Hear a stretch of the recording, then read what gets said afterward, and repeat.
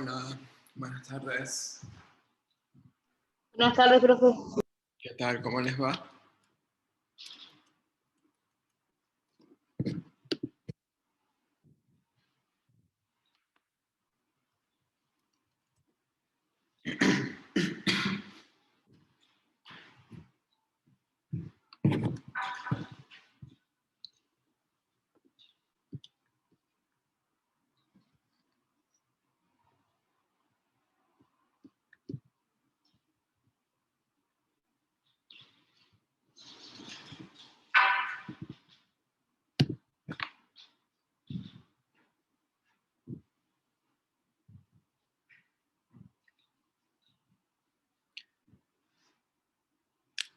Buenas, buenas. Solo 2 personas saludaron.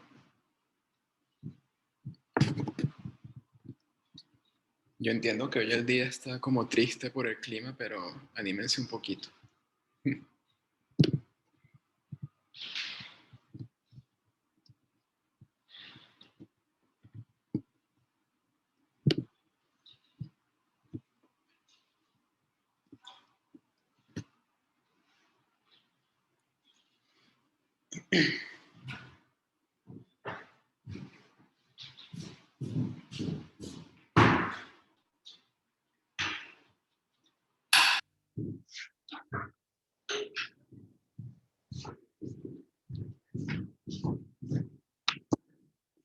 Bueno, permítame revisar un momentito la sala de chat, ¿sí? Profe, le quería hacer una consulta sobre las exposiciones. Dígame. ¿Cuánto, por ejemplo, tenemos para preparar la clase esa? O sea, la exposición, la clase no. No, O bueno, sea, si yo le digo, o sea, ¿cuándo le tengo que avisar para poder preparar? ¿Cuánto tiempo daría? Desde que me anoto, ¿no? alrededor de una semana estaría bien. Por ejemplo, tú ves la lista de problemas, hay alguno que te interesa y me escribes y me dices, profe, me gustaría exponer el problema número 3, por decir algo. ¿Sí? Entonces, Sí. bueno, normalmente con una semana de preparación. Ya, Okay. bárbaro. Muchas gracias.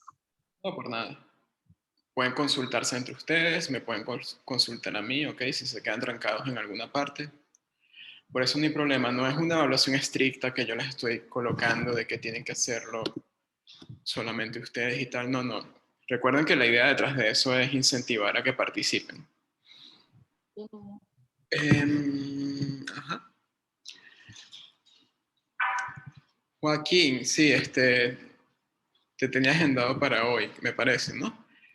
Joaquín, vamos a hacer lo siguiente, vamos a negociar. Bueno, primero, gracias por tu interés, por querer exponer hoy.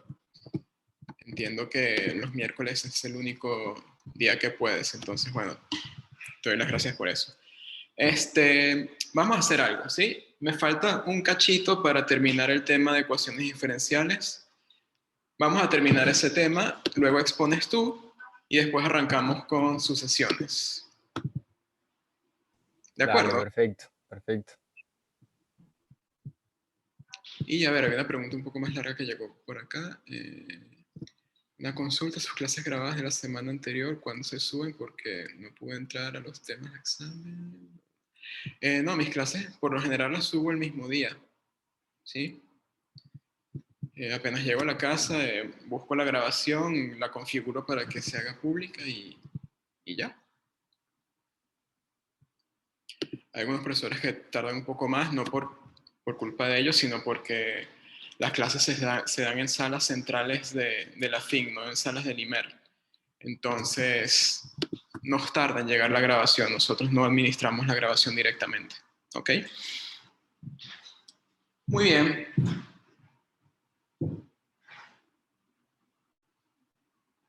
Bueno, como les decía, vamos a terminar hoy el tema de ecuaciones diferenciales. ¿Ok? Sobre ecuaciones en el EVA, mañana creo van a tener ya disponibles el segundo cuestionario. ¿Ok? De hecho, van a venir 2. Va a haber un segundo cuestionario que se trata de ecuaciones diferenciales de orden 1 Y el tercer cuestionario, ecuaciones diferenciales de orden 2. ¿Ok? Tienen 2 cuestionarios allí para que practiquen un poco, para que complementen el práctico también. Y bueno, puedan cerrar de manera bastante redonda este tema. ¿Ok? Hoy vamos a arrancar con sucesiones, como les decía, y ya tienen también disponible el práctico 3, tienen las notas de sucesiones y el foro de consultas también del práctico 3, por supuesto. ¿Okay? Pero bueno, faltaba un cachito por terminar de sucesiones. Digo, de ecuaciones diferenciales, ¿sí? ¿En qué nos quedamos la última vez? Bueno, a ver, estábamos estudiando esta ecuación diferencial. La ecuación diferencial de orden 2, con coeficientes constantes, ahí son reales, y no homogéneo. ¿Sí? Rx era una función que me daba el problema y dependiendo de quién fuese esa función, se proponía uno u otro método para hallar alguna solución particular. ¿Sí? Recuerden que resolver esto en general, es decir, hallar toda la familia de soluciones de esa ecuación, involucra un proceso muy parecido al de orden 1, que era hallar la ecuación, la solución general de la homogénea, es decir, colocando 0 acá, luego, aplicando el método de selección, se hallaba una solución particular de la no homogénea y luego se sumaban las soluciones de la homogénea y de la no homogénea y eso daba la familia total de soluciones de la ecuación. ¿Sí? Bien, entonces, nosotros vimos un par de casos para R. ¿Sí? El caso polinomial, es decir, cuando R era un polinomio cualquiera, con coeficientes reales. Y luego está un segundo caso que era complementario al primero, donde R tiene esta forma. Era un polinomio por una función exponencial. ¿Sí? Entonces, bueno, en el primer caso nos proponía como solución particular un polinomio del mismo grado que la R. ¿Ok? Y sustituyendo, quedaba una igualdad entre polinomios y mediante esa igualdad uno deducía quiénes eran los coeficientes del polinomio incógnita, es decir, de la solución particular. En este caso, uno hacía algo parecido, uno propone como solución particular un polinomio que tenga el grado de este señor por esta misma exponencial. ¿Okay? La idea era que al sustituir esas exponenciales se cancelaran y el problema se reduce al caso polinomial. ¿Okay? De eso hicimos ejemplos también. Y falta un tercer caso, que es el caso, si se quiere, más complicado, que es el que yo llamo caso trigonométrico. ¿Okay? En el caso trigonométrico, la función R tiene esta forma, va a ser P de X coseno de P por X de cualquier constante real, ¿ok? O también puede ser algo de esta forma, ¿sí?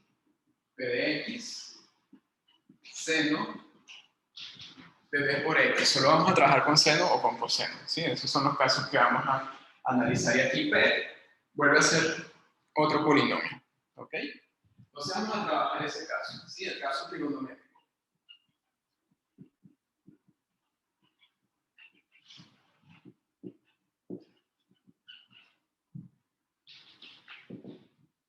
Ok.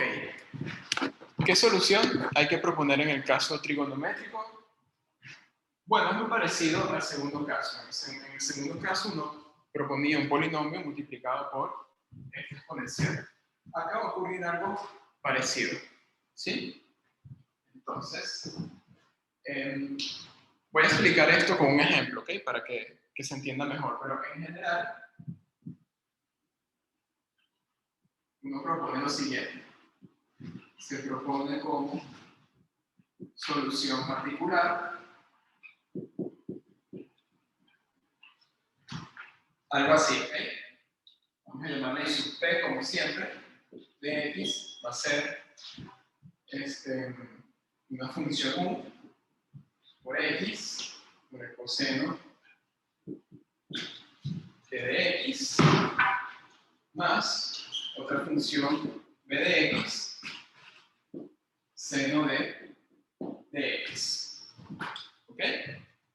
Eso es lo que uno propone en general, y la idea es sustituir esto acá, y bueno, haciendo unos cálculos, uno va a hallar quién es U y quién es B. ¿Cómo se determina quiénes son esas funciones? Bueno, vamos a verlo con un ejemplo, ¿ok?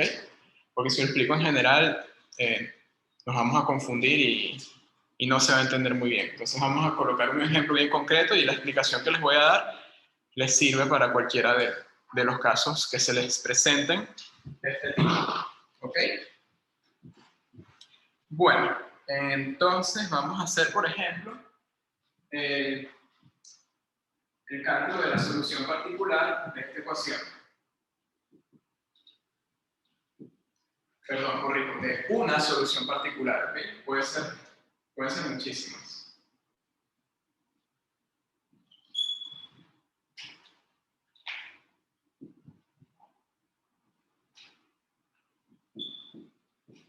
¿Sí? Tenemos esta ecuación diferencial, derivada segunda de y más 4 veces y igual a 3x seno de x, ¿ok? Entonces, el método de selección, recuerden, vamos a olvidarnos por un momento de hallar la solución de la homogénea, todo eso, vamos a concentrarnos únicamente, para este ejemplo, en hallar una solución particular de eso que está ahí, ¿ok? Entonces, ¿qué me dice el método de selección? Bueno, que voy a proponer como solución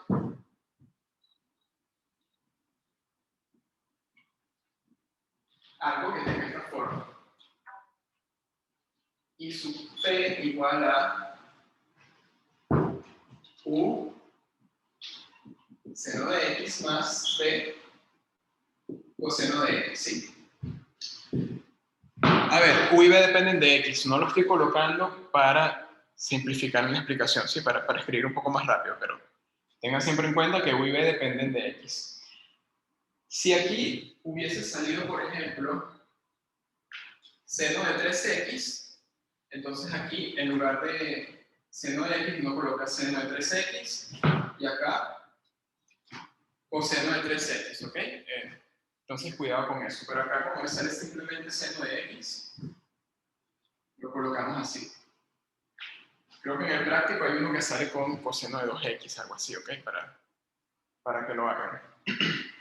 Entonces, bueno, hay que hallar quiénes son esas funciones u y b, ¿sí? ¿Cómo se hallan? Bueno, nada nuevo en realidad. Uno simplemente hace lo que está acostumbrado a hacer. Sustituir esto en la ecuación diferencial y ver quiénes son u y b. ¿Por qué se hace esta sustitución? Porque recuerden que esta función de sub p, se está proponiendo como solución particular de la ecuación. Entonces, al sustituir acá, la igualdad se tiene que cumplir. ¿Sí? Bueno, entonces vamos a hacer tal sustitución. Lo que dije antes, lo que significa es que la derivada segunda de i sub p más 4 veces i sub p es igual a la función 3x por el seno de x. Bien. Bueno, ahora, ¿qué es i sub p? Bueno, es esta cosa de acá, ¿sí? Entonces tenemos u por el seno de x más b por el coseno de x. Eso lo vamos a derivar 2 veces. Más 4 veces u por el seno de x más b por el coseno de x. Y eso tiene que ser igual a 3x seno de x. Lo voy a poner acá abajito porque no cabe. ¿Ok? Bueno, entonces, aquí tengo un producto de funciones. Acá también lo derivo una primera vez. Me va a quedar u' seno de x más u, la derivada del seno coseno de x, más b' coseno de x menos b seno de x. Recuerden que la derivada del coseno es menos seno. Y hay una derivación adicional que tengo que hacer, ¿ok? No la voy a hacer todavía, porque voy a sumar cosas semejantes acá y después, que tenga todo más simplificado, vuelvo a derivar. ¿Ok? Acá, bueno, nada, una propiedad distributiva muy sencilla. 4u seno de x más 4b coseno de x, todo esto igualado a 3x por el seno de x. ¿Sí? Ajá, bueno, tengo que seguir echando cuentas, entonces, como les decía, acá tengo seno, acá también, entonces, bueno, tengo u' menos b por el seno de x, y acá u más b' coseno de x. Eso todavía no lo he derivado, ¿sí? Bueno, tengo esto acá también, 4u seno de x más 4b coseno de x, todo eso igual a 3x seno de x. Ah, perfecto.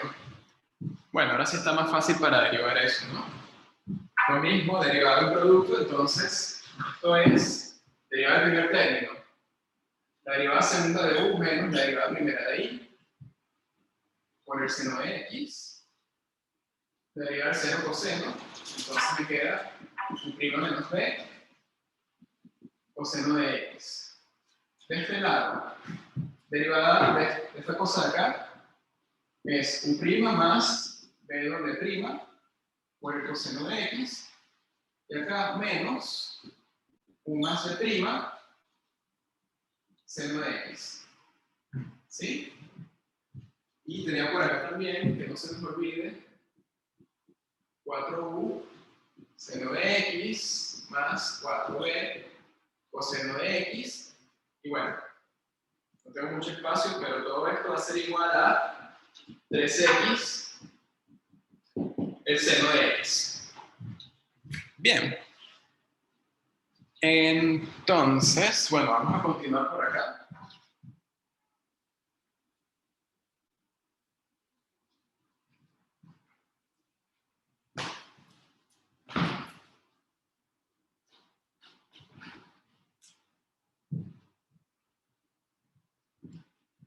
Ahora hacemos agrupación de todo lo que tenga seno y todo lo que tenga coseno.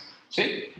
Entonces, a ver, ¿cuál es el coeficiente de lo que tiene seno? Bueno, el primero que aparece es u doble prima menos b'. ¿Qué más? Acá tengo coseno, luego acá tengo 4u. Más 4u. ¿Dónde vuelve a aparecer el seno? Por acá, ¿sí? Pero acá tengo un signo menos. Oh. Entonces, menos u menos b'.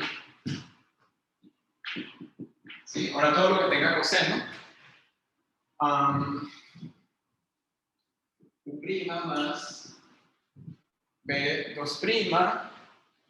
Acá tengo u' menos b. ¿Qué más? Y tengo 4b por allá, ¿cierto?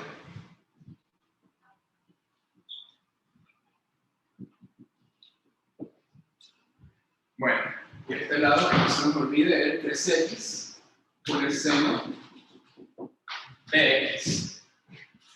Ajá, bueno, esto lo puedo simplificar un poquito, ¿sí?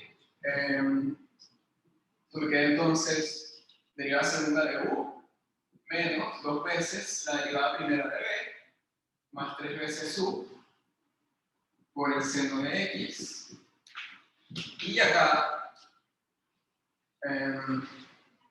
derivada segunda de b más 2 veces la derivada primera de u más 3 veces b por el coseno de x, y esto es 3x.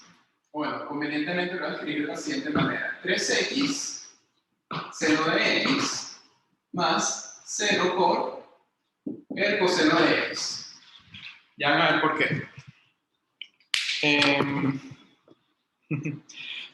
A ver, Mateo dice, esto es bien para errarle una cuenta en el parcial.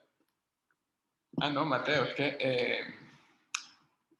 no, oye, espérate lo que viene, ¿ok? No, a ver, no se asusten con esto, porque lo que les dé al final, recuerden que siempre lo pueden verificar, ¿sí?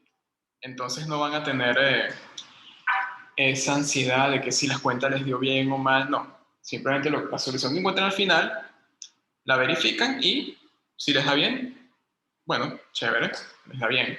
Esa es una solución particular. Si no les da, entonces, nada, revisan la cuenta, ¿sí?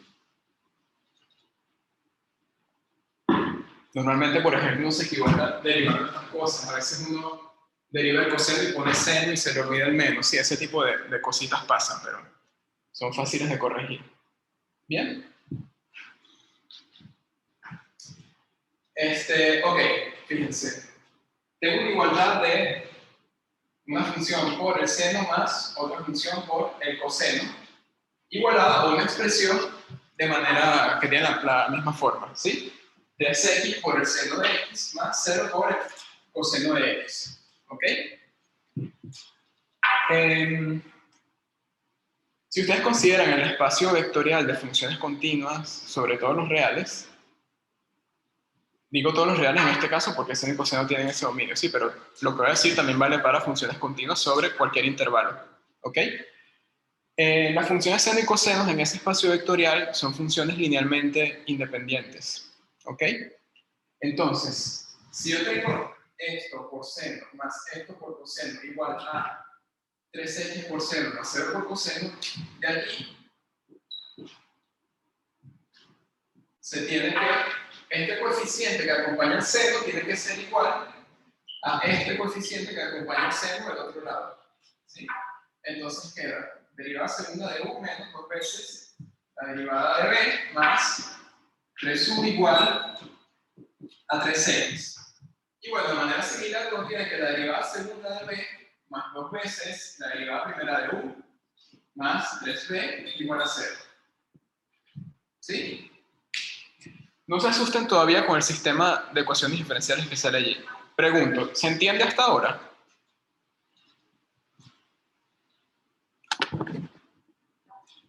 Cintia, mi acento es de Caracas, Venezuela, pero está algo deformado porque, bueno, tengo más de 10 años que no vivo allá, he vivido en varios países por cuestiones de trabajo y de estudio, entonces no suena, o sea, todavía sí conserva bastante, ¿no? De cómo suena el acento de allá, pero he perdido ciertos modismos, ciertas entonaciones, entonces no es completamente fiel. Todo sabor latino. Profe, yo Dígame. entiendo todas las cuentas, hasta donde va entiendo todo precioso. Lo único que no entiendo fue el principio. ¿De dónde sacó que era lo del seno con el coseno? O sea, agarró una bolsa, dijo, bueno, vamos a poner esto. ¿De dónde salió la solución particular en Sí, esta? sí, la solución esa, ¿de dónde salió? Es un método, Cintia, es un método que se le ocurrió a algún tipo que estudiaba ecuaciones diferenciales y el método funciona para hallar una solución particular de esa ecuación. Sí, es un método conocido que se llama método de selección. ¿Ok? Si lo que quieres que te diga es cómo a esa persona se le ocurrió proponer justamente esto, bueno, a ver, quieres colocar acá algo que al derivarlo y al sumarlo con esa misma función 4 veces te dé una función trigonométrica, en este caso el seno, multiplicado por un polinomio. Entonces uno propone algo de esta forma, seno por algo, donde ese algo u, quiero averiguar quién es, ¿sí? ¿Y por qué uno pone el coseno también? Bueno, porque cuando uno deriva el coseno aparece el seno, entonces hay que considerarlo también, ¿ok? Es por el comportamiento de las derivadas de las funciones trigonométricas seno y coseno, ¿sí? Claro, a mí lo que me asusta es, ¿cómo voy a saber yo qué es lo que tengo que poner en cada caso? No, a ver, porque los casos son muy explícitos, son 3 casos nada más y en cada caso te dicen qué se propone como solución particular, Ah, ¿sí? solo 3 casos, ta, ta, Sí, ta, sí, ta. no se asusten, no vamos a colocar acá cualquier cosa, no les vamos a colocar que si el seno de x por el logaritmo de 3x más pi por otra cosa, no, no, no. Son casos muy básicos, ¿sí? Resolver esto en general es un problema sumamente difícil, ¿sí? Lo que vamos a estudiar para efectos de este curso es una partecita nada más, ¿ok? Bien, ta, gracias. De nada. Delfina pregunta si ese método sirve para todas las funciones trigonométricas. para seno y coseno, Delfina, para tangente, cosecante, ese tipo de cosas, no, porque es un problema mucho más complicado, ¿sí? Que no vamos a ver acá. Si podría tener algo del tipo exponencial con trigonométrica. Sí, Paula, sí. Acá puede aparecer una exponencial de 2x, por ejemplo, pero el método es igual, ¿ok? Solo que acá, en lugar de quedar esto igual a 3x, queda igual a la exponencial. Sí, es la única diferencia. Pero el método te funciona. Ok, entonces, hemos llegado acá. Tenemos un sistema de ecuaciones diferenciales ordinarias de orden 2 con coeficientes constantes. Y de paso, una de ellas no es homogénea, ¿sí? Entonces, en principio, uno se siente un poco desesperanzado porque es como que, a ver, yo tenía una ecuación diferencial de orden 2 no homogénea, intento resolver el problema y ahora resulta que tengo dos ecuaciones, no solamente una, ¿sí? Yo quería resolver una, pero ahora tengo dos que resolver. Ojo. En este punto no se les está pidiendo hallar todas las soluciones U y B que cumplen con esto, ¿ok? Lo que se necesita es al menos una U y al menos una B que cumplan con estas dos igualdades, ¿ok? ¿Por qué? Porque recuerden que lo que estamos buscando es al menos una solución particular. No estamos buscando todas las soluciones particulares posibles con este método, no. Con que me den una sola es suficiente. Entonces, basta con hallar al menos una U y al menos una B que cumplan con ese sistema. De hecho, esta cuestión de sistemas de ecuaciones diferenciales no tienen las herramientas para resolverlos en general, ¿ok? Eso es algo que me parece que se ve en el curso de Introducción a las Ecuaciones Diferenciales, que es un curso más avanzado que tienen dentro de toda la línea de cursos de matemáticas del IMER, ¿ok? Entonces, repito, no hay que hallar todas las U y todas las B que cumplan esto, no. Con que encuentren una U y una B, perfecto, es suficiente, ¿sí? Y bueno, uno siempre prueba con cosas sencillas, o con constantes, o con algún polinomio de grado 1, por ejemplo. ¿Por qué polinomios en este caso? Bueno, porque acá me da un polinomio justamente. ¿Ok? Entonces, a ver, ¿qué pueden proponer como U y como B, por ejemplo? Si quieren, concentrémonos en la segunda ecuación, que es la más sencilla. ¿Ok? Sí. ¿Qué se puede proponer allí como B y como U? Acá, la U y la B las van a tantear, ¿sí? No hay un método general para hallarlas. Bueno, sí lo hay, pero no lo conocemos. B igual a 0, dice Paula. Bueno, vamos a probar con B igual a 0. Vean. Vamos a proponer B igual a 0, ¿sí? La derivada segunda de 0 es 0. Entonces, en este caso, me va a quedar 0 más 2 por prima más 0 igual a 0. Entonces, la derivada de U tiene que ser 0. ¿Sí? Entonces, U tiene que ser una constante. Bien. Vamos a llamarla C. ¿Ok? Ahora, ¿qué pasa con la primera ecuación? Bueno, que vamos a tener que, como C es una constante, su derivada segunda es 0, menos 2 por B0, su derivada primera es 0, más 3 por C, por una constante, eso tiene que ser igual a 3x. No me sirve, porque una constante no es igual a 3 por x. ¿Por qué? Porque el x es una variable, es arbitrario. ¿Sí? Pero esas no son de las formas E a la algo, lo que podemos elegir. No, en este caso no, porque no hay ningún exponencial. ¿Sí? Entonces, a ver, bueno, se propuso B0 y U, se dedujo que era una constante a partir de la segunda ecuación, pero me dio 3 veces una constante igual a 3x, es decir, que C igual a x. Eso no puede pasar. ¿ok? Pero eso no necesariamente desecha todo lo que se hizo. ¿Qué nos dimos cuenta aquí? Bueno, realmente lo que necesitamos es una U tal que aquí al final quede X, ¿sí? Entonces, bueno, no queremos que use una constante, sino más bien una función de grado 1, sí, un polinomio de grado 1.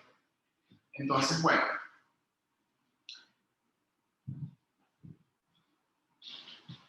vimos que, déjenme borrar esto.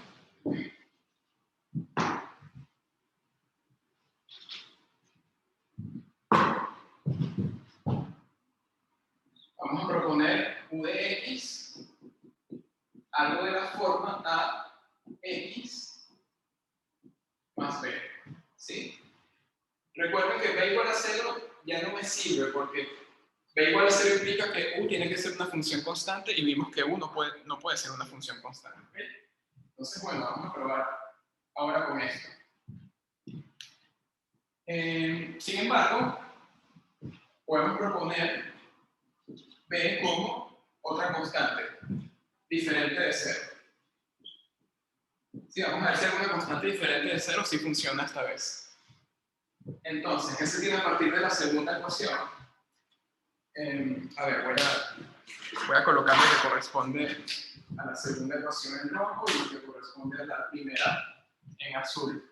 Entonces acá, bueno, como ves una constante, su derivada segunda va a ser 0, más 2 veces la derivada de U es A, me queda 2A, más 3 veces la constante C igual a 0.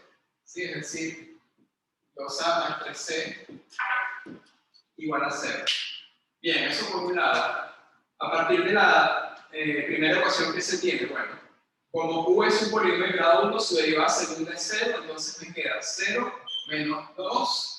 La derivada de B es una constante, eso es 0, 2 por 0, más 3 por esta función, por la función U. Me queda 3ax más 3b, y todo eso es igual a 3x, ¿sí? Entonces, a ver, simplificamos un poco.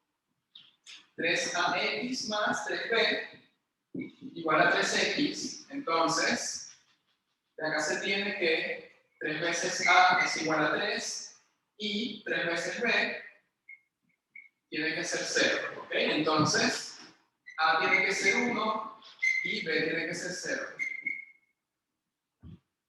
Ah, bueno, perfecto. Entonces la U tiene que ser X, ya está. Como sugirió un compañero, una compañera, perdón, por allí. ¿Sí? Se dio cuenta automáticamente de que la U es X, eso también puede pasar, que uno simplemente vea la solución de una manera rápida y tenga suerte y resulte ser esa. ¿Sí? Si no lo ven de manera inmediata, bueno, pueden hacer este tipo de planteamientos. A ver, ¿dónde estamos? Bueno, ya la U, falta ya la C. Recuerden que la información para C la tenemos acá. Vimos que la A vale 1, entonces vamos a tener 2 por 1 más 3C igual a 0. Entonces C tiene que ser igual a menos 2 sobre 3. Bien.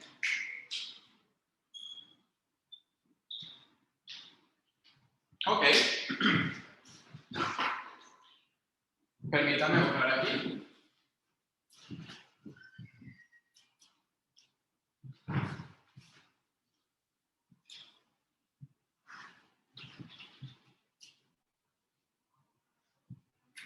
Entonces, ¿qué quedamos? A ver. Vemos que U de X es X y B de X es menos 2 sobre 3. ¿Sí? Entonces, bueno, primero vamos a verificar si esto cumple con esto y esto, ¿sí? Derivada segunda de U, ¿quién es? 0. 0 acá. Derivada primera de B, ¿quién es? 0. Entonces, primero, 0, 0 y 3 veces U. Como U es X, 3 por U, 3X. Ah, ok, se cumple la igualdad, perfecto. La primera ecuación nos dio. La segunda, derivada segunda de b es 0. Y la derivada primera de u es 1. Entonces tengo 0 más 2. ¿Sí? Vamos a ponerlo por acá. 0 más 2 más 3b. Pero ¿quién es b? Menos 2 sobre 3. ¿Sí? Entonces verifico, me queda 2 menos 2, 0. ¿Ok? Ah, muy bien, se verifica también la ecuación número 2. ¿Ok? Bueno, entonces acá tenemos que una solución particular de esta ecuación diferencial no homogénea es, recuerden, era u por el seno de x. Entonces es x por el seno de x más b por el coseno. La b es menos 2 tercios por el coseno de x, ¿sí? Ojo, esta b y esta b no necesariamente son las únicas que cumplen con eso de allí, sí, capaz alguien encuentra otras que también satisfagan el sistema, ¿sí? Pero recuerden, uno quiere una solución y ya. Con una u y una b que cumplan esas dos ecuaciones allí es suficiente, ¿ok? Vale, perfecto, y esta es la flamante solución particular usando el método de selección, ¿sí? En una evaluación, ya que les asusta que el proceso sea un poco largo, y lo entiendo, sí, son muchas cuentas y hay que tener cuidado. Cuando lleguen acá, para asegurarse, para que estén completamente convencidos de que tienen los puntos, pueden verificar, ¿sí? Colocan esto aquí, derivan 2 veces, multiplican por 4, suman, y todo eso, al final de hacer toda la cuenta, les tiene que dar 3 veces el seno de, perdón, 3x el seno de x. A mí me dio así en las notas, la verifiqué y está bien, ok, por si acaso. Belén pregunta si siempre esas v que vamos a hallar son constantes. No, a ver, la u no es constante, u es la identidad, ¿sí?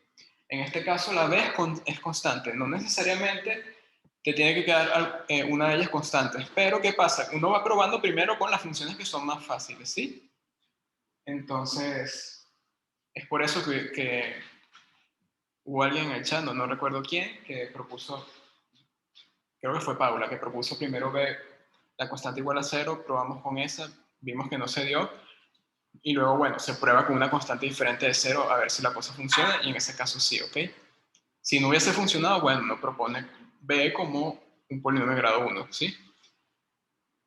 Debería funcionar con U y B polinomios de grado 1 porque acá hay un polinomio de grado 1, ¿sí?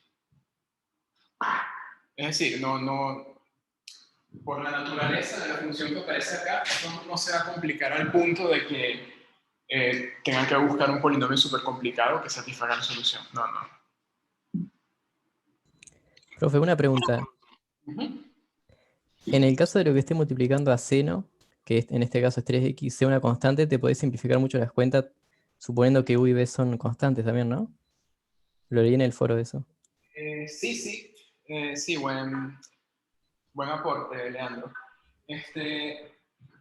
De hecho, me parece que en el foro alguien preguntó algo de ese estilo, que hay un ejercicio donde acá aparece algo así, 3 veces el seno, ¿sí?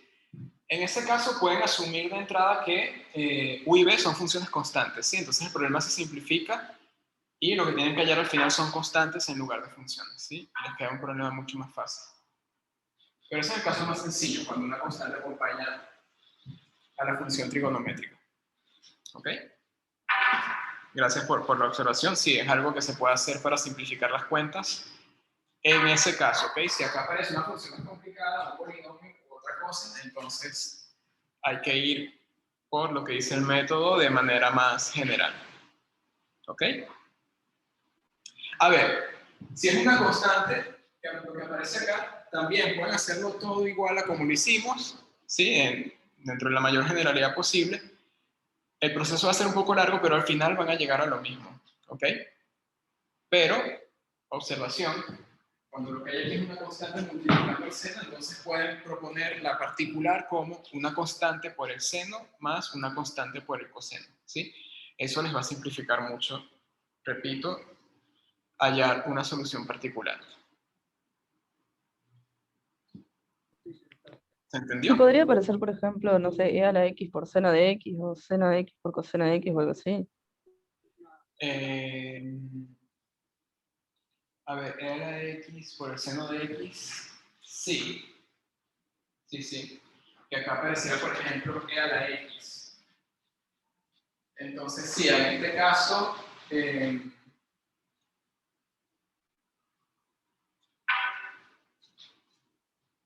a ver, habría que hacer las cuentas del principio, ¿ok? Para ver cómo funciona,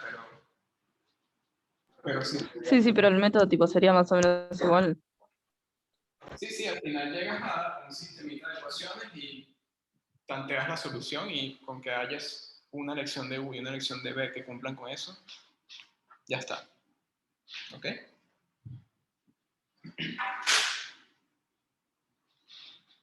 No pueden aplicar acá nuevamente el método de selección porque acá hay dos funciones que están jugando, ¿ok?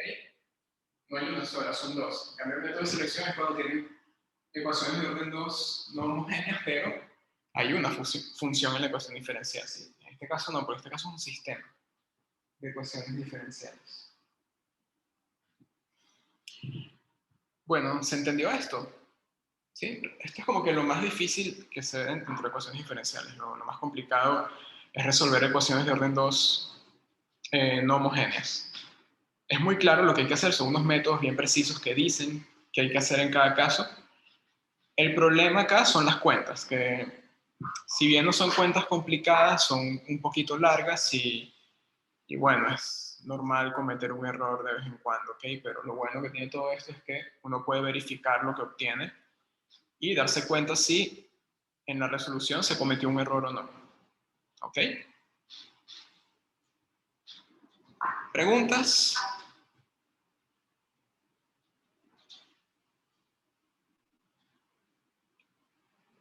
Preguntas, 1, 0. La matrix, ¿qué pasa con la matrix? Hay un solo 1, hay 2. Ah, muy bien. Está bueno el método de Alejo para detectar dudas. Bueno, voy a cerrar con una cosita más, ¿ok? Que es complicar un poco más el problema de la no homogénea.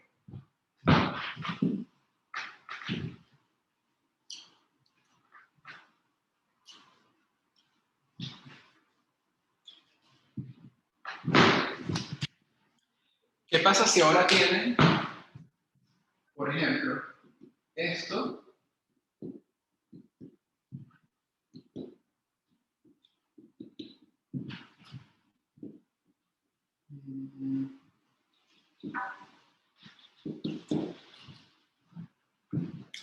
¿Sí? Le agregué otra función.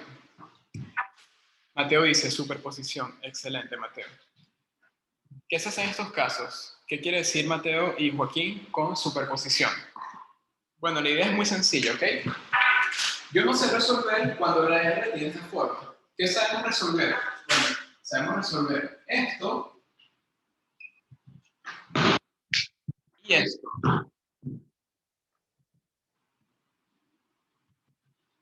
¿Sí?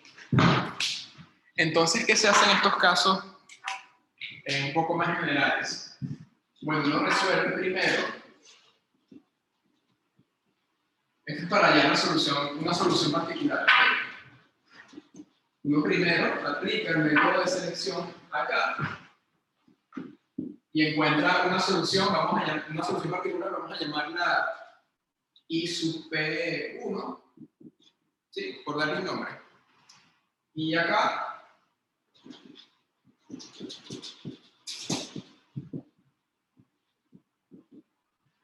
esto también está dentro de los casos que vimos, el caso 2 para ser preciso. Entonces, bueno, como encuentra una solución particular también, vamos a llamarla I sub P2, ¿sí? Entonces tiene una solución particular para esta, una solución particular para esta. Entonces la solución particular de toda esta no es otra cosa que la suma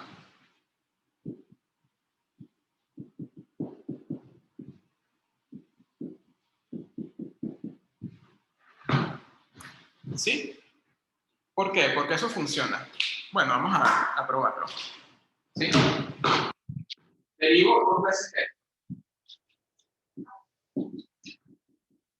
Eso me va a dar la derivada segunda de la particular 1 más la derivada segunda de la particular 2.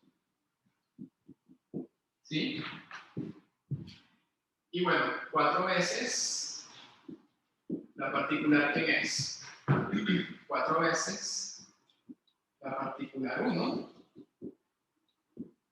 más 4 veces la particular 2. ¿Ok? Entonces, si uno suma estas dos cosas,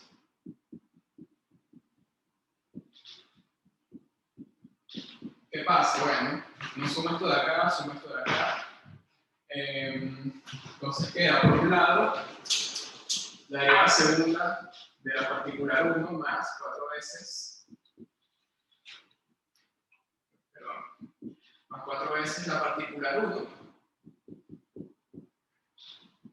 más la derivada segunda de la particular 2 más 4 veces la particular 2.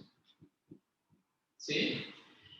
Y bueno, esto como es una solución particular de esta de acá, esto da 3x seno de x. ¿Sí?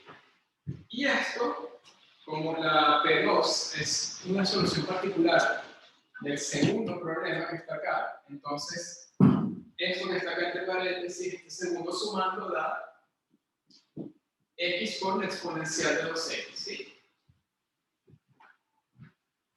Entonces, bueno, eso es lo que se llama principio de superposición.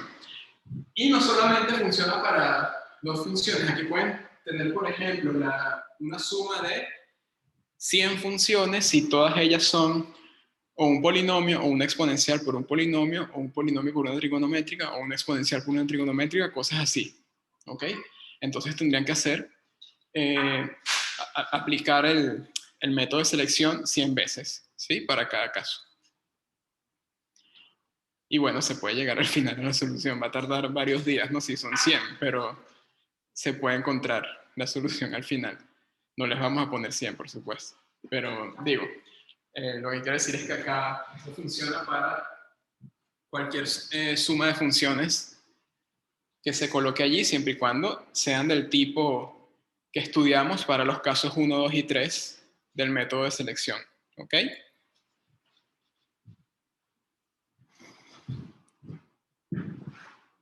¿Se entendió?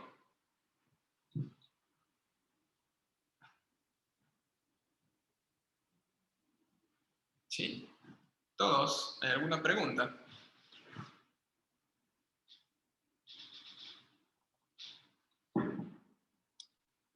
Si no hay más preguntas, podemos dar por cerrado el tema de ecuaciones diferenciales. Pero tenemos una exposición del compañero Joaquín. El tema de exposición salió de una conversación del foro del teórico. Y bueno, él hizo una pregunta bastante interesante y de allí surgió un problema que le planteé y lo fue resolviendo poco a poco. Al final, no te rías, Joaquín, que sí es interesante la pregunta. Y bueno, al final quedó un resultado bastante bonito. El problema a saber es un método para dar con la solución general de la ecuación de orden 2 homogénea para el caso en el que el polinomio característico tiene una sola raíz real de multiplicidad 2. ¿Ok? Entonces, bueno, Joaquín, dime si estás listo y te hago coanfitrión para que compartas pantalla, ¿ok? Dale, dale. Comparto. En un segundito te hago coanfitrión. Y bueno, yo me voy a mover un momentito acá al sofá.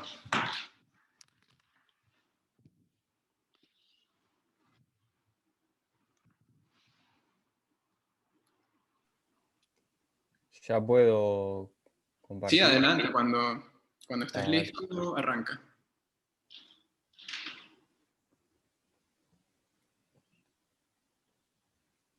Ahí se ve.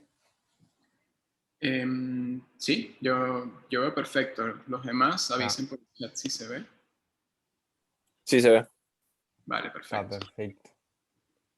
Bueno, como contaba Marco, el problema surgió a raíz de una pregunta en el foro.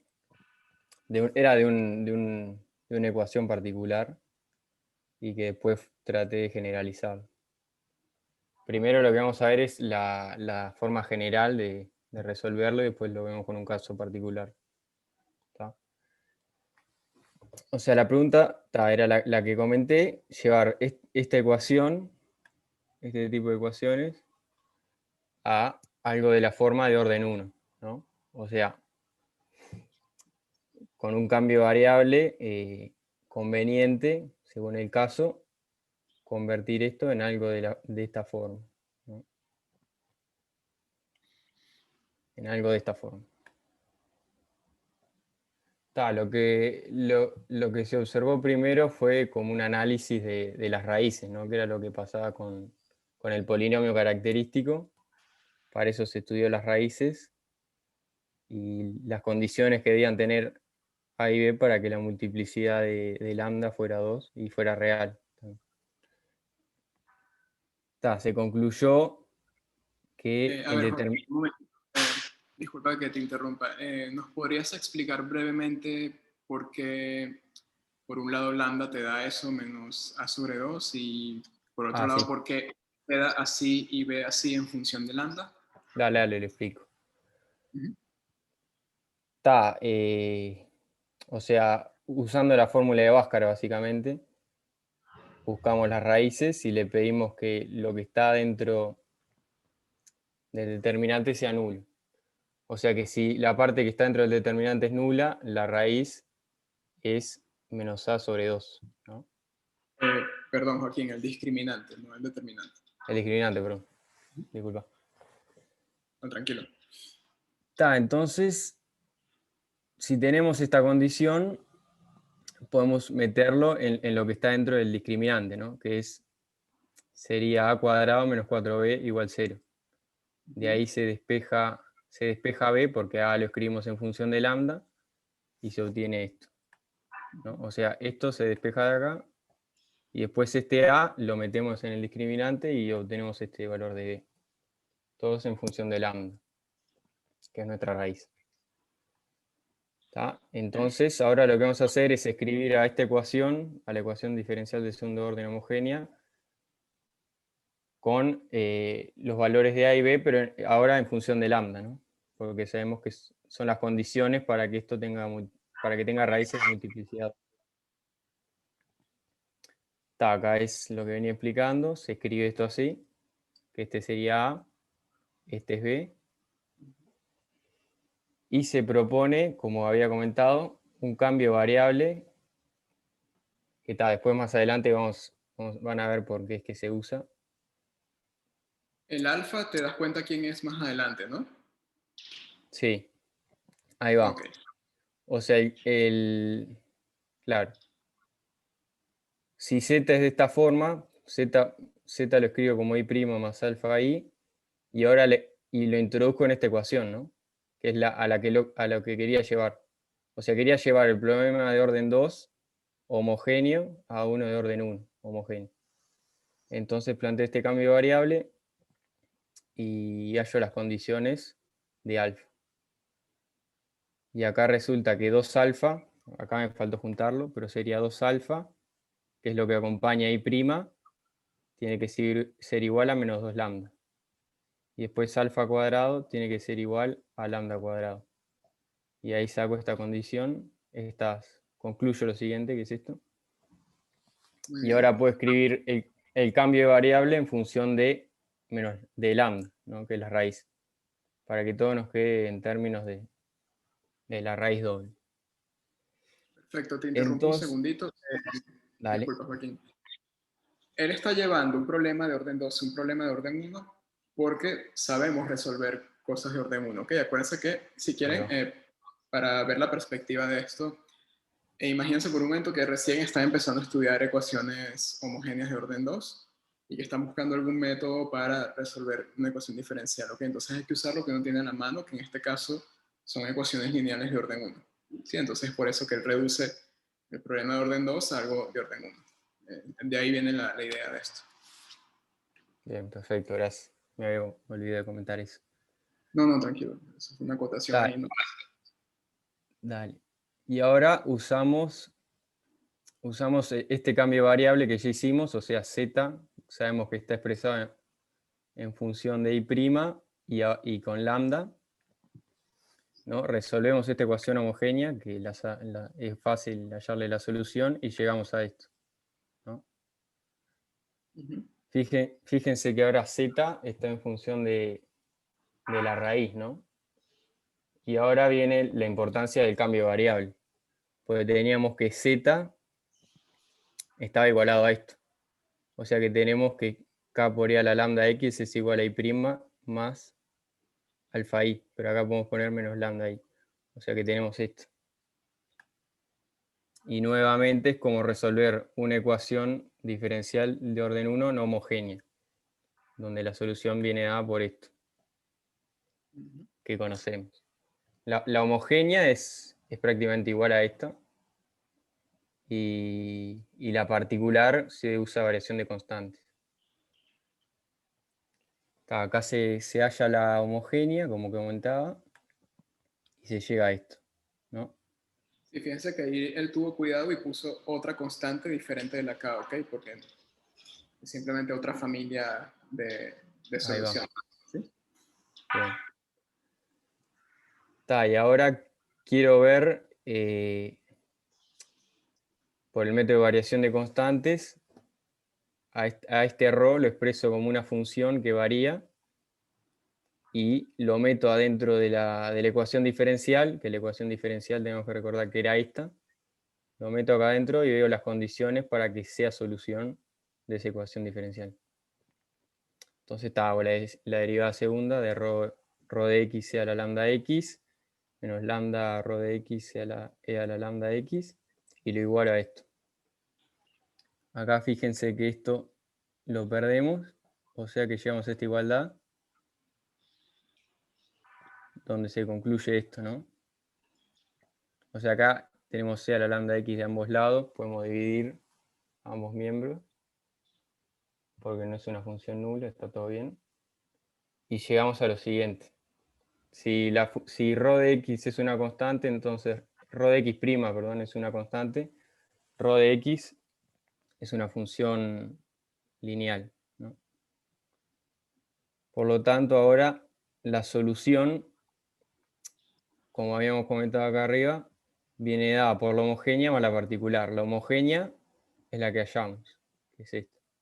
Y la particular es la que surge del método de variación de constantes. O sea que tenemos esto, ¿no? Se le pone K' para diferenciar. Y bueno, ahora vamos a ver un ejemplo particular con un lambda específico, ¿no? Para que vean cómo es que aparece de a poco. Ahora se trabaja con esta, ¿no? Con esta ecuación diferencial de segunda orden homogénea, donde A vale 2, B vale 1. Se hace lo mismo que hicimos acá. Se le buscan las raíces y se llega a que la raíz es menos 1. Acuérdense que el cambio de variable era z igual i' menos lambda i. O sea que nos queda z igual i' más i, ¿no? De nuevo, hacemos el cambio de variable, lo llevamos a algo homogéneo de orden 1. Resolvemos lo homogéneo y llegamos a esto. De nuevo, cuando llegamos a esto, tenemos la solución de z y deshacemos el cambio de variable, para volver a resolver algo que en este caso no es homogéneo, pero sigue siendo orden 1 y es fácil de resolver. Como comentaba también, la solución de esta va a ser nuevamente la homogénea más la particular, y viene dado por esta forma, la homogénea muy similar. Fíjense que ahora el lambda aparece acá. O sea, nuestro lambda era -1, porque era la raíz doble, ¿no? Y va apareciendo acá. Aparece también acá. Es este de acá. Y aparece también acá. Entonces, de nuevo, método de variación de constantes para hallar la función para hallar ρ y tener toda la solución de la particular, o sea, toda la solución de la no homogénea. De nuevo lo mismo, derivamos acá, esto se nos va y llegamos a esto, que ρ es igual a una constante. ρ' es igual a una constante, si solo si ρ es lineal, o sea, es algo, es una k por una x. Y ahora que ya sabemos la solución, lo que hacemos es sumarlas. Y lo que se deduce es esto, o sea, lo que en las notas aparecía como la solución particular de una homogénea de orden 2, pudimos llevarlo a algo de orden 1 y deducirlo sin tener que, o sea, usando herramientas que ya sabían, ¿no? Y con cambios de variable convenientes. Y la base que ahora genera esa solución viene dada por combinaciones lineales, perdón, de esos elementos. Exacto, básicamente lo que hizo él allí fue llegar a la solución general de ese caso para la homogénea, saltándose todo el tema del álgebra lineal y de la base del espacio de soluciones, y simplemente reduciendo el problema de orden 2 a un problema de orden 1, ¿sí? Pero fíjense que se llega a lo mismo. Allí, en lugar de obtener primero una solución y luego la otra, me refiero a los vectores de la base, el método le da la solución general de una vez, ¿sí? Que es esa combinación lineal que está allí. Entonces, bueno, son dos maneras diferentes de llegar al mismo resultado. Bien, perfecto. Bueno, Joaquín, está muy bien la exposición. Voy a dejar a algún compañero que si quiera hacerle alguna pregunta o algo que no se haya entendido, Respondo. o si se entendió, pueden decirlo también, no hay problema.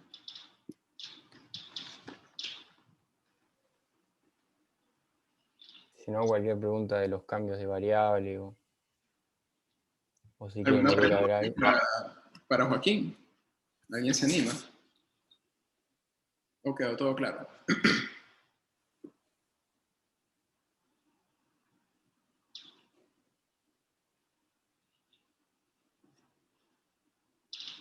Bueno, por acá está diciendo que se entendió bien. Tiene Bien. muy buenos compañeros. Está bien. Bueno, no sé, yo creo que no tengo más nada que agregar. No, yo tampoco tengo preguntas para ti, porque bueno, te las hice básicamente todas por correo y bueno, Perfecto. me gustó bastante cómo preparaste, inclusive cómo escribiste el documento, está bastante bien. Veo que ya manejas el código LaTeX para escribir en Sí. matemáticas. ¿En dónde aprendiste? No sé, aprendí medio por mi cuenta para hacer resúmenes y eso. Sí, yo también aprendí por mi cuenta en su día. Aprendí como un poco antes de empezar a escribir la tesis de licenciatura y había una especie de mini manual en la facultad donde yo estudiaba y empecé a hojearlo y bueno, es bastante natural, no es un lenguaje muy complicado realmente. Sí, de verdad De no hecho, es en tan el difícil. foro de novedades, me parece, les dejé a quien estuviera interesado como una especie de tutorial también escrito, porque ese mismo código que usó Joaquín allí para escribir el documento es el código que uno usa para redactar funciones matemáticas en los foros. Entonces, si se animan a aprenderlo, les va a servir no solo para preguntar en el foro de manera un poco más estilizada, si se quiere, sino más adelante cuando tengan que escribir su trabajo de monografía, por ejemplo. Entonces se va a ahorrar bastante si empiezan a practicar desde ya. Bueno, Joaquín, muchas gracias. Dale. Te iba a hacer una pregunta de los prácticos. ¿El práctico 3 hasta cuándo va? ¿Hasta la semana que viene, mediados de la semana que viene? Sí, sí, la semana que viene. Porque yo recién estaba por arrancarlo, porque en los En teóricos venían... sucesiones va a arrancar ahora, bueno, por lo menos en este bloque de teórico. Va a arrancar ahora y sucesiones debe tomar como 3 clases y media aproximadamente. Dale. Entonces, vale, perfecto, Joaquín. Muchas gracias. Dale, para que tengo que dejar de compartir. Sí. ¿Dónde es esto? Ah, ahí. Listo. Bueno, fíjense que la idea de las exposiciones es bastante simple, ¿no? Algo cortito, un problema interesante, no tan complicado, y bueno, la idea es que se animen e intercambiemos como que cositas complementarias al curso. Hay cosas que no se pueden ver a lo largo del semestre porque no da tiempo o porque no son parte del programa propiamente dicho, ¿no? Entonces, está bueno para complementar un poco más la formación, pero sobre todo para discutir, que sea un espacio para hacernos preguntas y ver curiosidades, ¿no? que van apareciendo. Muy bien, entonces, con la exposición de Joaquín, damos por cerrado el tema de ecuaciones diferenciales a nivel de teórico. Me imagino que podemos tener alguno que otro ejercicio de práctico por terminar, más los cuestionarios que creo que para mañana ya deberían estar listos.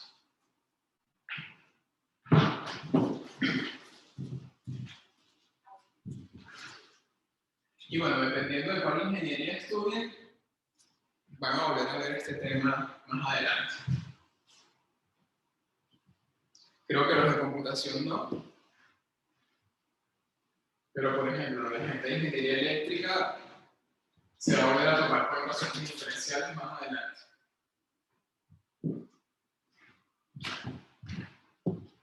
¿Sí? Bueno. Entonces vamos a arrancar tema nuevo.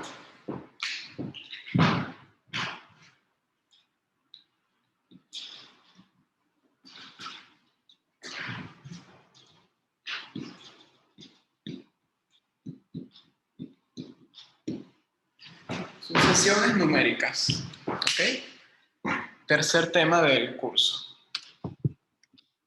Un tema que antes estaba en el programa viejo de cálculo 1 y después de la modificación que hubo en el 2018, me parece que fue,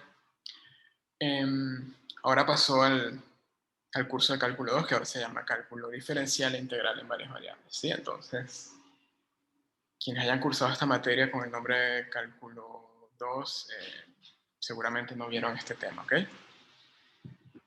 Muy bien. A ver, sucesiones. Vamos a pensar un momentito en esa palabra, algunos minutos. Cuando ustedes oyen sucesiones, ¿en qué piensan? Que no me tienen que decir algo matemático, pero si oyen la palabra sucesiones, ¿qué les viene a la mente? Pueden decirme algo muy coloquial, no hay problema. Pero a ver, ¿qué les dice la palabra sucesiones?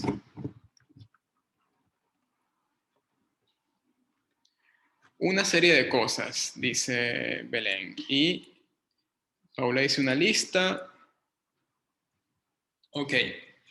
Una serie y una lista. Fíjense, en la primera cosa curiosa que uno nota con esto, ¿no? Sucesiones y series en el español coloquial que uno habla, digamos, suelen referirse a lo mismo, son sinónimos. Son como que una lista de acontecimientos, ¿no? Sin embargo, sucesiones y series en matemática van a ser cosas diferentes, ¿sí? Y las vamos a estudiar por separados. De hecho, lo que viene después de sucesiones numéricas son series numéricas, ¿sí? Para nosotros las series van a ser un tipo particular de sucesiones que se estudia aparte por todas las cosas interesantes que hay detrás, ¿sí? Pero bueno, repito, en español, sí, sucesiones y series sinónimos, acá no. Me gusta la definición que creo que tiró Paula, me parece. Alguien dijo una lista. Paula dijo que era una lista de cosas. Esa definición me gusta un poco más porque evita la confusión que pueden haber con las series, ¿sí? Entonces, una lista de cosas puede ser, por ejemplo, 1, pan, 2, leche, 3, jamón. Y bueno, sí. Por ejemplo, la lista del supermercado, ¿no? Normalmente, estas cosas terminan en cierto punto, ¿sí? Uno no puede estar comprando infinitas cosas en un supermercado. Te acabas el stock del supermercado para empezar, entonces no se podría. Entonces, bueno, sin embargo, para las sucesiones que vamos a ver, no tienen por qué ser listas finitas, ¿sí? Entonces, a ver, matemáticamente hablando, sucesiones van a ser listas infinitas de cosas, ¿sí? Entonces, fíjense, poco a poco vamos construyendo la definición. Ahora, ¿qué tipo de cosas son las que vamos a estudiar? ¿O qué tipo de cosas vamos a colocar en una lista? Bueno, de allí, esta palabra que coloco. Sucesiones numéricas, ¿sí? Una sucesión numérica va a ser una lista de números, ¿ok? Por ejemplo, 2, 4, 8, menos un tercio, 7, pi, etc. Claro, pues esto sí es una definición bastante informal, ¿no? De hecho, estoy mencionando una sola sucesión. ¿Sí? Una lista de números infinita. Esos números que aparecen allí podrían repetirse o no, ¿sí? Eso no va a importar. Ahora, formalmente hablando, ¿cómo se define lo que es una lista de números? ¿Sí? Fíjense que acá, a cada cosa le etiquetamos con un número, ¿sí? Es decir, tomamos el 1 y le asignamos pan, al 2 le asignamos leche, al 3 asignamos jamón, al 10 jugo. Para cada natural asignamos una cosa. Y algo parecido acá. Al 1 le asignamos 2, al 2 4, al 3 8, al 4 menos un tercio, al 5 le asignamos el número 7, al 6 le asignamos el número pi. ¿Y eso qué es? Muy bien, Tatiana, es una función. ¿Ok? Es una función cuyo dominio, ¿quién es? Los naturales. Y su codominio puede ser cualquier número real, ¿ok? Entonces, bueno, estamos prontos para definir formalmente lo que es una sucesión numérica. Entonces, una sucesión es una función. Usualmente las sucesiones se denotan con la letra A minúscula, ¿sí? Que va de los naturales en los reales.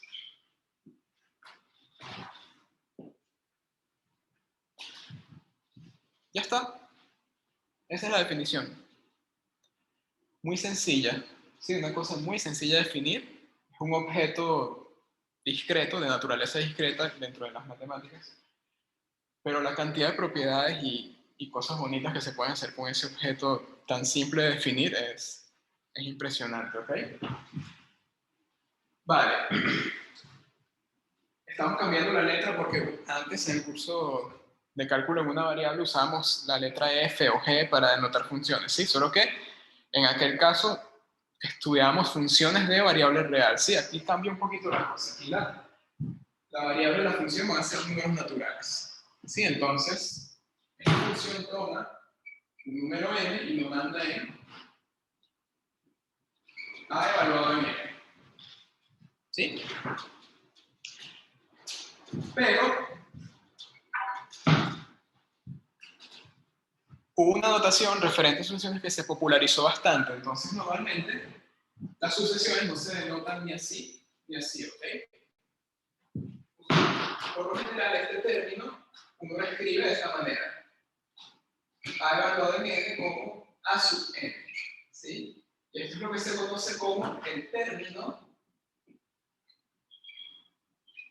enésimo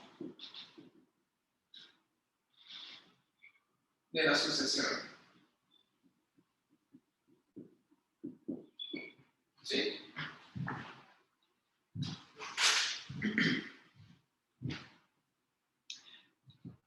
Si lo denotan así, no hay problema, ¿ok? Sigue estando bien. Pero esta notación es mucho más popular por alguna razón. ¿Sí? No me pregunten por qué, no sé cuál es. Porque yo creo que se debe a lo siguiente. Normalmente cuando uno indexa cosas, sobre todo uno usa mucho los naturales para indexar. ¿Ok? Entonces, bueno, normalmente la variable se comporta como un índice de cosas, en este caso números, en una lista. Entonces, quizás es por eso que la N no la pone como subíndice de la A. ¿Sí?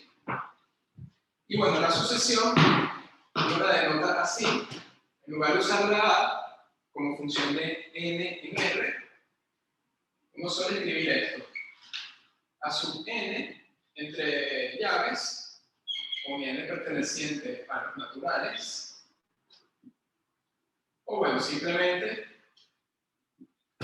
esto, ¿sí? Por lo general se sobreentiende que la variable son los naturales, ¿ok? Ajá. Esto trae un poquito de discrepancia, ¿ok? ¿Por qué? Bueno, los naturales, por lo menos para mí, incluyen el cero. Hay gente rara que no incluye el cero en los naturales, ¿ok?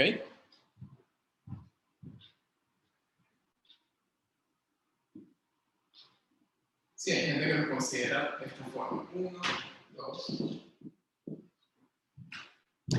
Considerar el cero o no va a depender de la función que define la sucesión, ¿sí? No va a ser tanto un acuerdo entre matemáticos, o en este caso entre profesores y estudiantes, ¿sí? Entonces, incluir el cero o no, repito, va a depender de quién sea la sucesión. ¿Ok? Vamos a hacer ejemplos para que quede. Y aparte, después las cuentas cambian si incluís o no incluís el término, es decir, en las sucesiones, cuando hablas de las progresiones aritméticas y geométricas, te cambian si lo incluís o no con nuestra cantidad de términos enésimos y eso. Porque no es lo mismo hablar de A sub n que A sub n a la menos 1. No sé si se entiende. Entonces también está bueno saber eso, en cuál de los dos métodos está, depende del profesor, digamos, o en este caso de la facultad, en cuál de las dos condiciones queremos estar. No depende del profesor, depende de quién sea la sucesión, ¿ok? Ojo con eso. A ver, si yo les defino, por ejemplo, a ver, a mí me gusta incluir el cero en los naturales, pero no siempre una sucesión se puede definir en cero, ¿ok? Por ejemplo, si yo les digo esto, a sub n igual a 1 sobre n, ¿sí? Bueno, entonces el n pertenece a dónde? De 1, 2, 3, hasta el infinito. Sí, el n no puede ser cero en ese caso. Entonces, tomar el cero o no, repito, va a depender de la fórmula que me defina la sucesión. ¿Ok? Por mucho que a un matemático le guste incluir el cero a los naturales, en este caso no se puede. ¿Sí?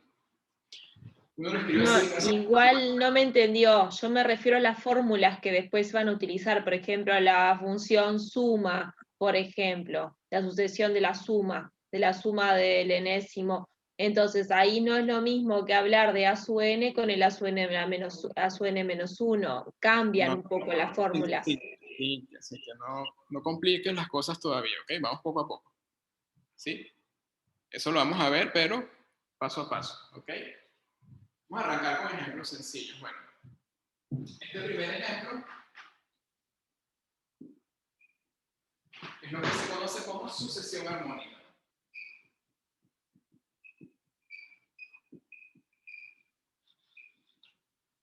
¿Sí? Lo vamos a considerar más adelante para otras cosas.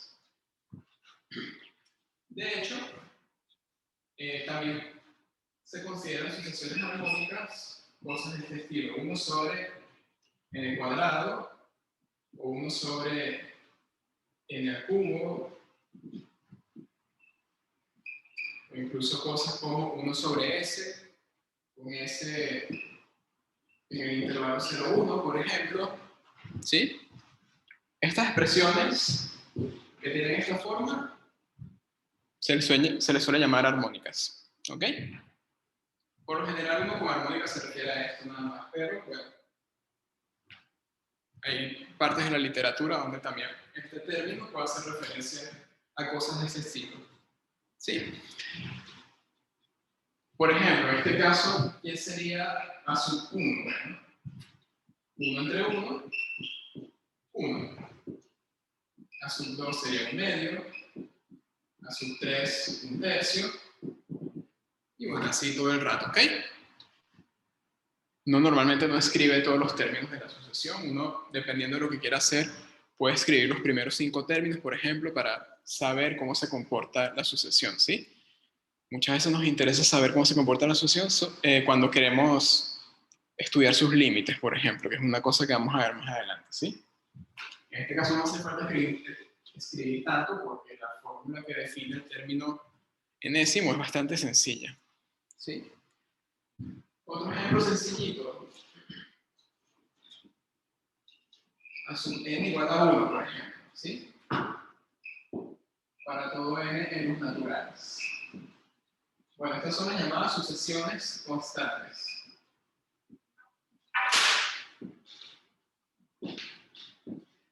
En este caso puse 1 por escoger un número, sí, pero si fuese a sub n igual a la raíz de 2, por ejemplo, para todo n, entonces sería otra sucesión constante, ¿sí? Acá pueden colocar cualquier número real, ¿sí?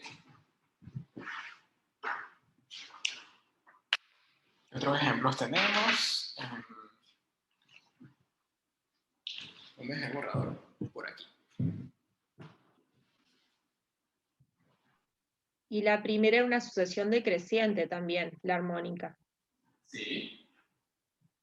Eso lo vamos a estudiar también. Cuando una sucesión crece, cuando decrece. Porque eso tiene una relación con conocer si una sucesión tiene límite o no. Sí. Pero bueno, eso más adelante. Vamos a arrancar con cosas sencillas. Por ejemplo, esta también es bastante famosa. Es la sucesión identidad.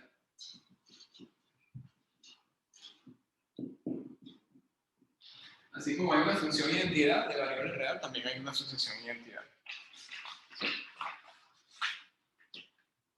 Esta que aparece un montón.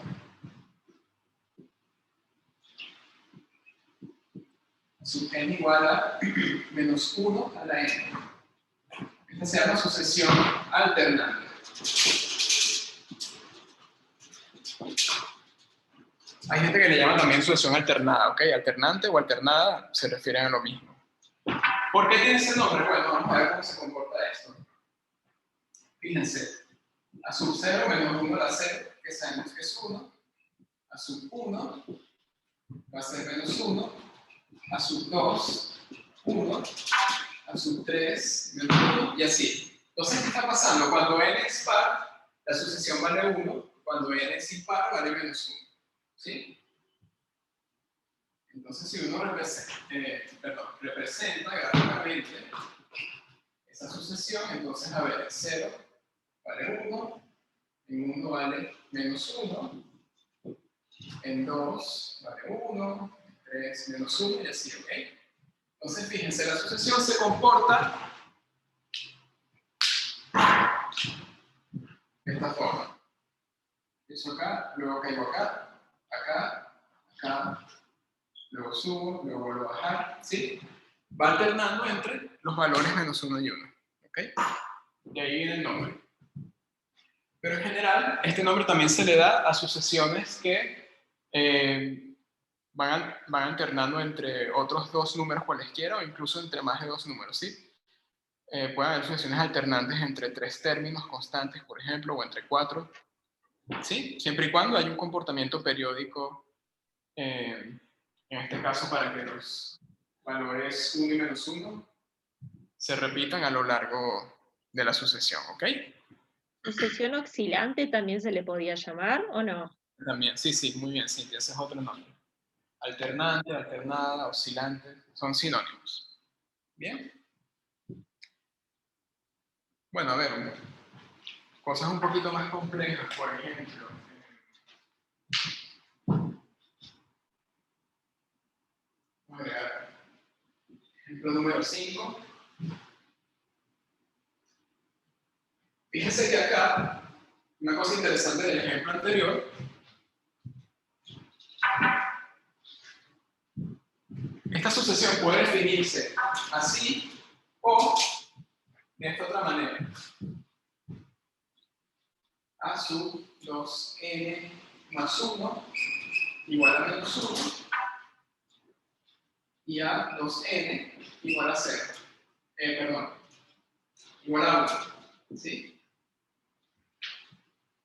Cuando el índice es par, la sucesión vale 1, y cuando el índice es impar, vale menos 1. ¿Sí? Que es justamente lo que está ocurriendo acá.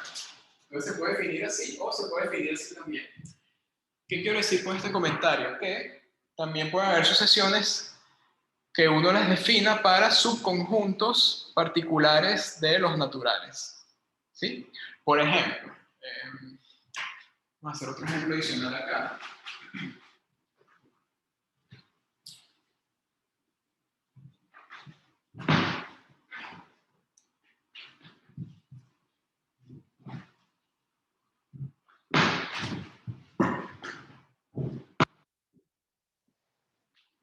Sí, si yo escribo algo de esta manera, a 2n igual a 2 por n al cuadrado y a 2n más 1 igual a 1, ¿sí? Eso también es una sucesión, ¿sí? Fíjense que la estoy definiendo para todo n, pero la defino de esta manera para los pares y de esta manera para los índices impares, ¿ok? Pero eso también define una sucesión, ¿sí? Esto vendría siendo el análogo a una función a trozos, por ejemplo. ¿Qué ocurría con las funciones a trozos? Que ustedes tenían, por ejemplo, vamos a considerar los reales negativos y positivos, ¿sí? Entonces ustedes podían tomar una función a trozos que fuese, por ejemplo, en los negativos menos 1, 1, ¿sí? Y acá, en los positivos, bueno, yo digo que la función vale e a la x. ¿Sí? Entonces, para los negativos se define una forma, para los positivos de otra forma. Y bueno, esto sería el análogo de sucesiones, ¿sí? Para los pares se definió la sucesión de una manera y para los impares les damos otro valor. Entonces, las sucesiones también se pueden considerar como funciones a trozos, ¿sí? No necesariamente puede ser, tiene que ser pares e impares, ¿sí? Puedo colocar acá, por ejemplo, múltiplos de 3, múltiplos de 3 más 1, múltiplos de 3 más 2, ¿sí? Y en general con múltiplos de cualquier número, ¿sí? Solo que en ese caso hay más trozos a considerar, por así decirlo. ¿Ok? Bien, fíjense, de todos los ejemplos que hemos visto hasta ahora, y cierro con esto, son sucesiones que tienen una fórmula cerrada. ¿Qué quiere decir una fórmula cerrada? Que para hallar el término enésimo, por ejemplo, el término 500, basta con que yo coloque 500 en la fórmula de la sucesión y eso me arroja el número real de la sucesión que ocupa el lugar 500. ¿Ok? Eso es lo que se conoce como fórmula cerrada, ¿sí? Que yo tomo el numerito, lo evalúo en A y obtengo el término enésimo. No todas las sucesiones se definen por fórmulas cerradas. Hay unas que se definen como fórmulas de recurrencia, ¿sí? Una de esas es la sucesión de Fibonacci, una sucesión muy famosa. Se las voy a definir, ¿sí? Y la clase que viene arrancamos con esa sucesión, que hay un problema interesante que plantear en ese caso.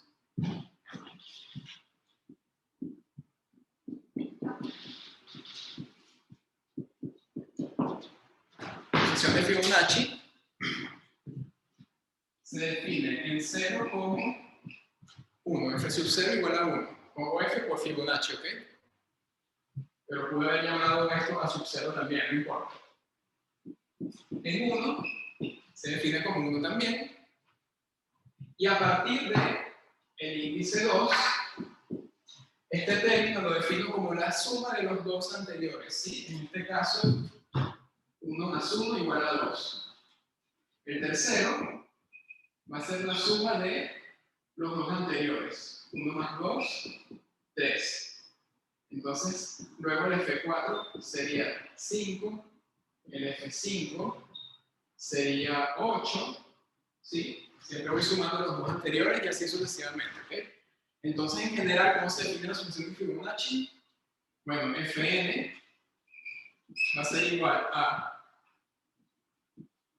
1 si n es igual a 0 o igual a 1 y f n menos 1 más f n menos 2 si n es mayor o igual que 2. Sí, a partir de 2 la sucesión se define como la suma de los dos términos anteriores.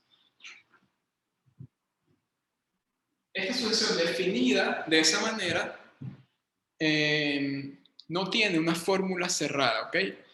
Este tipo de definición es lo que se conoce como fórmula de recurrencia, ¿sí?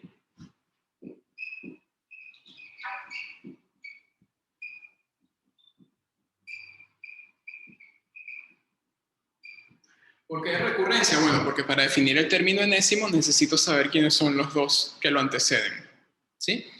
Entonces, las sucesiones se les pueden presentar definidas de dos maneras, o fórmula cerrada, como los primeros 5 ejemplos, o fórmula de recurrencia, como en este caso la sucesión de Fibonacci. Ojo, la sucesión de Fibonacci también tiene una fórmula cerrada, ¿ok? Y vamos a arrancar con eso mañana, ¿sí? No se los voy a decir todavía.